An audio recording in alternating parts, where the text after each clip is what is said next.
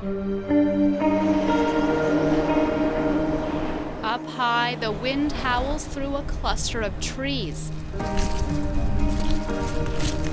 Down low, leaves crunch under the feet of a dedicated crowd. Each step brings them closer to Victoria's Temple Emmanuel Cemetery. Each stride carries a connection to the Jewish community. So the question is, how is this relevant to their own lives? Is this just distant history, or is it something that they can learn about and think about in their own lives and work to making the world a better place? Helga Thorson is a University of Victoria professor. Today, she leads some students on a mission to remember the events of more than 70 years ago. It's called the Eyewitnessed Holocaust Field School, and it's the only one of its kind offered to undergraduate students at a Canadian university.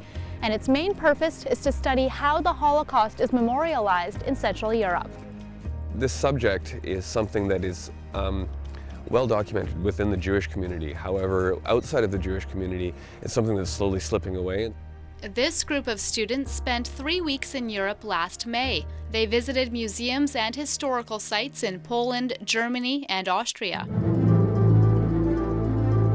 You talk about things being life-changing, and you say that word kind of loosely, but it really was life-changing for many students.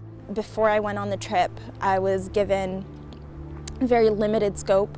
I understood the Holocaust in terms of statistics and textbook knowledge, but actually going there, going to the places, going to the memorial sites, it was a completely different experience. Tracy Thomas's fascination with the Holocaust was first sparked when she was 7 years old after reading the diary of Anne Frank. It made me seek possible answers, and I can honestly say I've gone on the Holocaust Field School and I still don't have answers. In fact, I've got more questions.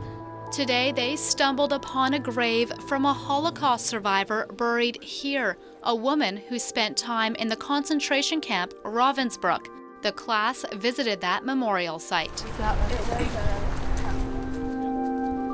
The name may be unfamiliar and the date distant, but these students understand only too well discrimination and prejudice continues today.